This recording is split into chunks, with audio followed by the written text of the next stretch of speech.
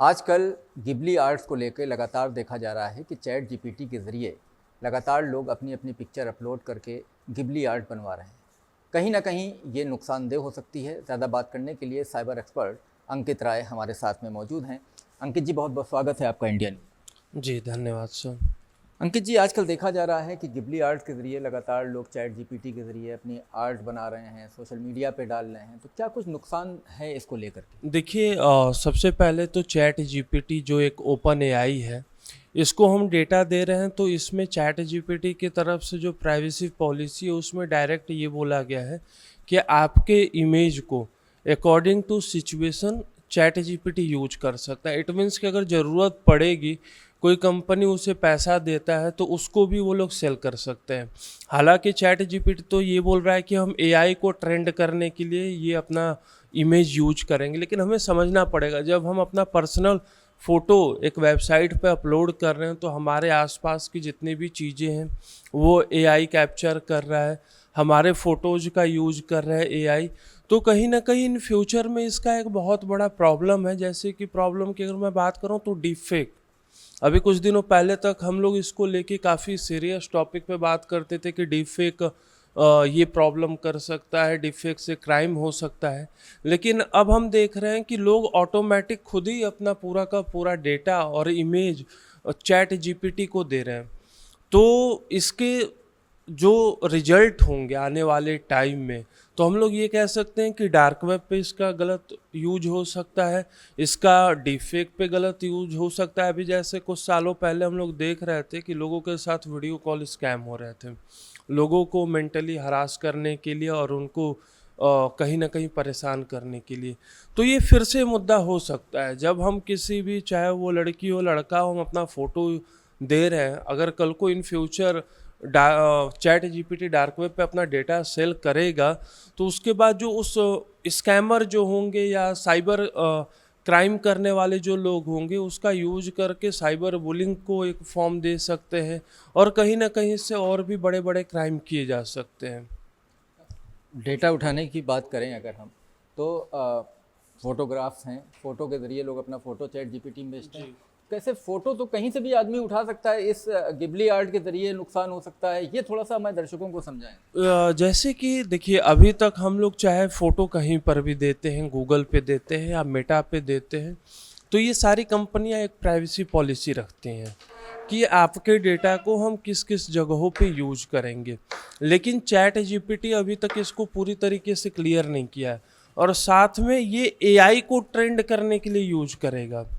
तो कल को अगर एआई अपना डेटा किसी को भी देता है तो आप ये समझिए कि जैसे मैं यहाँ पे बैठ के आपके साथ में इंटरव्यू दे रहा हूँ, तो जब भी एआई हमारे डेटा को ले रहा है तो आसपास क्या क्या चीज़ें हमारे साथ हो रही हैं, हम अगर माइक का आपने यूज किया है तो इंडिया न्यूज का है, मैंने हाथ में वॉच पहना है तो ये क्या चीज़ है, हर एक डेटा को एआई फिर यूज करता है।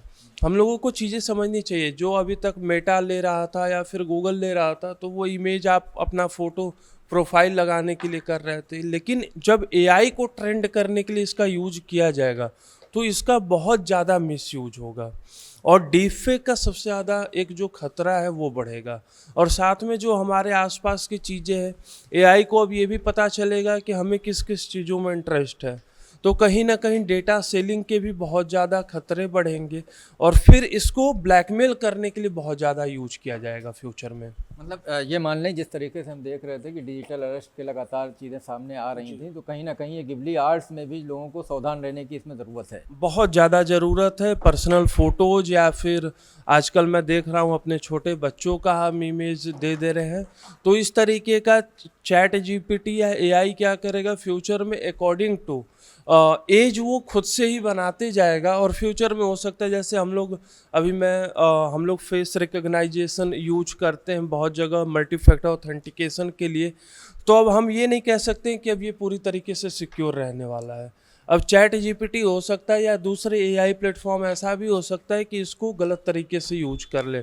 साथ में चैट जीपीटी तक तो फिर भी ठीक है, आजकल लोग क्या कर रहे हैं कि अलग से भी बहुत सारे एप्लीकेशन, अनऑथराइज्ड एप्लीकेशन डाउनलोड कर ले रहे हैं फ़ोन में और पूरा का पूरा एक्सेस दे रहे हैं बस एक गिबली आर्ट बनाने के लिए या किसी भी वेबसाइट पे हम लोग जा रहे हैं, अपने जीमेल का लॉगिन आईडी दे रहे हैं और वहाँ पे बस एक गिबली आर्ट बनाने के लिए हम पूरा का पूरा एक्सेस दे रहे हैं। तो हम ये मान के चल सकते हैं कि आने वाले टाइम में बहुत बड़ा स्कैम बाहर निकल के आएगा इसका। अच्छा, ये गिबली आर्ट के लिए सिर्फ चैट जीपीटी की ज़रूरत होती है या पर्टिकुलर इसकी कोई ऐप है, अगर उसे डाउनलोड कर लेते हैं तो एआई से हम कट जाएंगे, उस ऐप के ज़रिए भी हम गिबली आर्ट बना सकते हैं? देखिए, अभी तक तो इस तरीके का कुछ भी आया नहीं है प्लेटफॉर्म पे।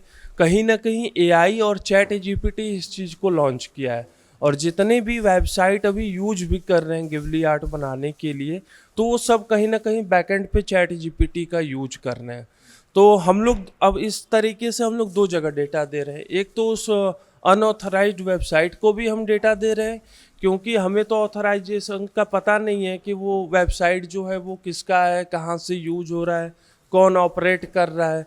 और दूसरा, हम चैट जीपीटी को भी डेटा दे रहे हैं। तो ये बहुत बड़ा थ्रेट्स हम इसे कह सकते हैं कि साइबर थ्रेट ये आने वाले टाइम में हो सकता है। मतलब सावधान रहने की ज़रूरत है खासकर लोगों को। जी, अगर सावधान रहने की ज़रूरत है और अगर इस तरीके का कुछ भी आपको लगता है कि हमारा डेटा कहाँ यूज हो रहा है कहाँ नहीं, क्योंकि आजकल चाइल्ड पॉर्न का बहुत बड़ा एक क्रेज है, तो कहीं ना कहीं अगर आप छोटे बच्चों का इमेज डाल रहे हैं तो आप इसको लेके पूरी तरीके से श्योर रहिए कि आप अपना डेटा कहाँ पे दे रहे हैं, क्योंकि बच्चों का अगर वहाँ पे यूज होगा तो मेंटल हेल्थ पे इसका काफ़ी इम्पैक्ट पड़ेगा बच्चों का।